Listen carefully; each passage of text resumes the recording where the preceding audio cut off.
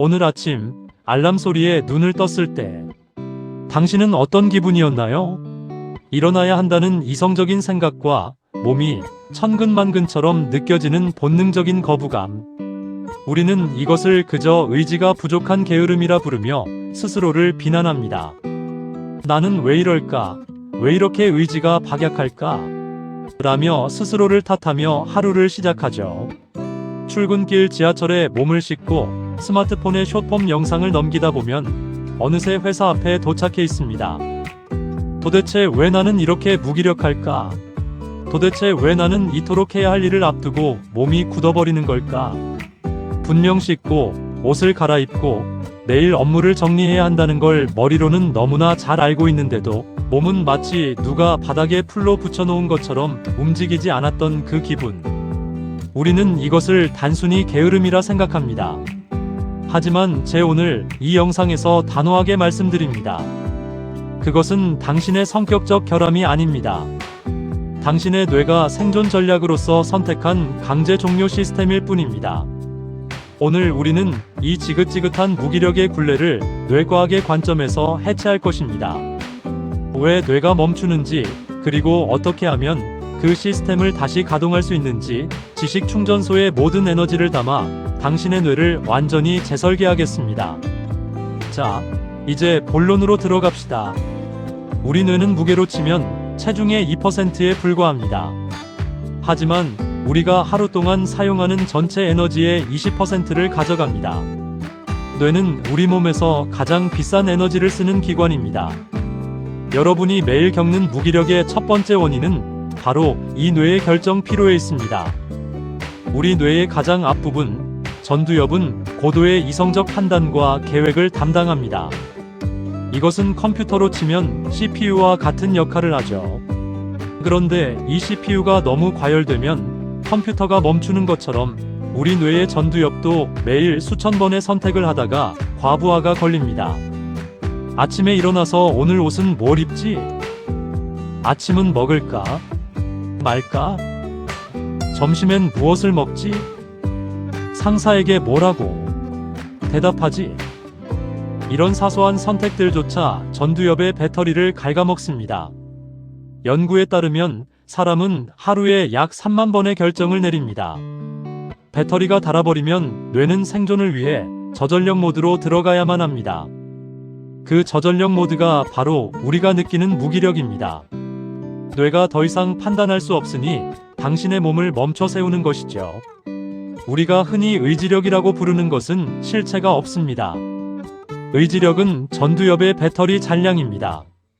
따라서 무기력을 극복하는 첫 번째 방법은 의지를 키우는 것이 아니라 뇌가 내리는 결정의 숫자를 줄이는 것입니다. 환경을 세팅하고 반복적인 루틴을 만드는 것은 여러분을 올가매는 것이 아니라 여러분의 뇌를 보호하는 가장 지적인 전략입니다. 인간의 뇌는 수만 년 전 빙하기를 겪으며 에너지 소비를 최소화하라는 강력한 유전적 명령을 우리에게 남겼습니다. 우리는 풍요의 시대에 살고 있지만 뇌는 여전히 굶주림에 대비해 에너지를 아끼려 합니다. 당신이 소파에서 일어나지 못하는 건 당신이 나약해서가 아니라 당신의 유전자가 당신을 살리려고 강제 휴식을 시키고 있는 겁니다. 당신의 뇌는 지금 가장 정상적인 보호 모드를 가동하고 있는 겁니다. 억지로 일어날 필요 없습니다. 일단 당신의 뇌가 왜 지금 저전력 모드인지 이해하는 것, 그것이 탈출의 첫걸음입니다. 전두엽의 배터리를 관리하는 것은 현대 지성인의 필수 덕목입니다. 우리는 오늘부터 이 뇌를 관리하는 방법을 배울 것입니다. 결정의 숫자를 줄이고 루틴의 힘을 빌려 뇌의 부하를 최소화하는 법 말입니다. 이것이 바로 무기력 탈출의 가장 기초가 되는 과학적 원리입니다. 자, 이제 우리가 무기력을 탈출하지 못하게 만드는 두 번째, 그리고 가장 치명적인 원인을 파헤쳐 보겠습니다. 바로 우리 뇌가 갇혀있는 가짜 도파민의 함정입니다. 여러분이 무기력함을 느낄 때 습관적으로 무엇을 하나요? 무의식적으로 스마트폰을 켜고 숏폼 영상을 넘기고 댓글을 확인합니다. 도대체 왜 우리는 이 무기력함 속에서도 그 작은 화면에서 벗어나지 못하는 걸까요? 뇌과학적으로 보면 그것은 당신의 뇌가 지금 갈망의 물질인 도파민을 미친 듯이 원하고 있기 때문입니다. 많은 사람이 도파민을 행복 물질로 오해합니다. 하지만 실상은 다릅니다. 도파민은 행복이 아니라 더 강한 자극을 원하게 만드는 갈망의 엔진입니다. 15초짜리 숏폼 영상은 우리 뇌의 노력 없이 즉각적이고 강력한 도파민을 쏟아붓습니다. 뇌는 이 손쉬운 보상 방식을 학습하게 됩니다. 문제는 그 다음입니다. 우리의 실제 삶은 어떨까요? 책을 읽고 운동을 하고 업무를 처리하는 것은 즉각적인 쾌락을 주지 않습니다. 오히려 고통스럽고 시간이 걸리는 지연된 보상입니다. 숏폼에 길들여진 뇌는 이제 이런 고통스러운 노력 자체를 거부하기 시작합니다. 뇌회로가 이미 저강도 고보상 환경에 최적화되어 버렸기 때문입니다. 그래서 여러분이 공부를 하려 해도 중요한 일을 하려 해도 5분 만에 스마트폰으로 도망치게 되는 겁니다. 이것을 뇌과학에서는 보상 결핍 증후군이라고 합니다. 여러분의 뇌는 이제 평범한 일상에서는 도파민을 내보내지 않기로 결정한 것입니다. 아주 자극적인 영상이나 게임이 아니면 뇌는 더 이상 활성화되지 않는 무기력한 상태가 된 것이죠. 여러분은 지금 디지털 마약에 중독되어 뇌의 기본 보상 체계가 망가져 있는 상태입니다. 이 악순환을 끊으려면 고의적으로 도파민 디톡스를 해야 합니다. 여기서 말하는 디톡스는 단순히 스마트폰을 안 보는 것만이 아닙니다. 당신의 뇌를 의도적으로 지루한 상태에 노출하는 것입니다. 하루에 단 1시간이라도 아무런 자극이 없는 상태로 당신의 뇌를 놓아두세요. 처음엔 미칠 듯한 불안함과 무기력이 밀려올 겁니다. 그것이 바로 당신의 뇌가 도파민이라는 마약에서 금단 현상을 겪고 있다는 증거입니다. 하지만 그 고통스러운 일시간을 견뎌보십시오. 그 시간이 지나고 나면 신기하게도 뇌는 다시 작은 노력에도 즐거움을 느끼기 시작합니다. 책 한 페이지를 읽는 것에서 즐거움을 찾고 10분간의 산책에서 활력을 느끼게 됩니다. 뇌의 회로가 다시 건강한 상태로 돌아오고 있는 것이죠. 스마트폰은 당신의 유용한 도구일 뿐입니다. 하지만 현재 당신의 삶을 지배하고 있다면 그것은 당신의 의지력을 갉아먹는 디지털 감옥일 뿐입니다. 이제 그 감옥에서 나와야 합니다. 뇌에게 진짜 보상이 무엇인지 다시 가르쳐 주어야 합니다. 도파민의 노예가 될 것인가? 아니면 당신의 뇌를 지배하는 주인이 될 것인가? 그 선택은 오늘 이 영상을 보며 결단하는 여러분의 몫입니다. 숏폼의 15초보다 당신의 인생 15년이 훨씬 가치 있다는 사실을 뇌가 다시 깨닫게 하십시오. 환경은 곧 당신의 뇌 상태를 결정합니다. 뇌는 공간을 기억합니다.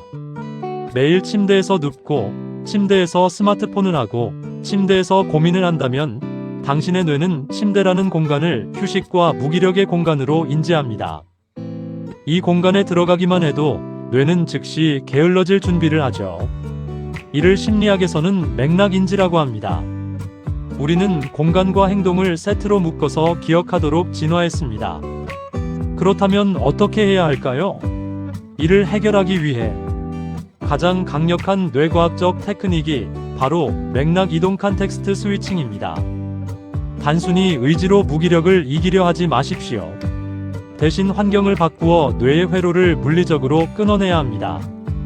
뇌는 새로운 공간에 들어설 때 시냅스 가소성이 극대화됩니다. 이는 새로운 정보를 받아들이거나 기존의 무기력한 생각을 끊어내는데 결정적인 역할을 합니다. 무기력이 느껴질 때 그 자리에 그대로 있지 마세요. 지금 당장 밖으로 나가서 딱 10분만 걷고 오세요. 그냥 걷는 게 아닙니다. 평소 다니던 길이 아닌 다른 길로 가보십시오.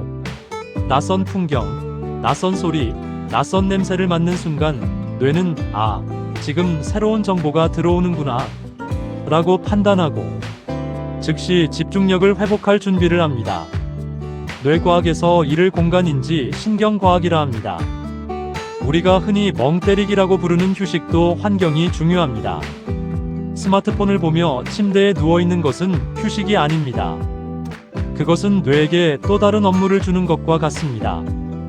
진짜 휴식은 디폴트 모드 네트워크 DMN을 활성화하는 것입니다. 아무것도 하지 않고 가만히 있을 때 우리 뇌는 비로소 낮 동안 쌓인 정보를 정리하고 감정의 찌꺼기를 치유합니다. 스마트폰은 이 DMN을 차단하는 가장 강력한 방해꾼입니다. 자리를 옮기는 행위, 창밖을 보는 행위, 아무 생각 없이 10분간 걷는 행위.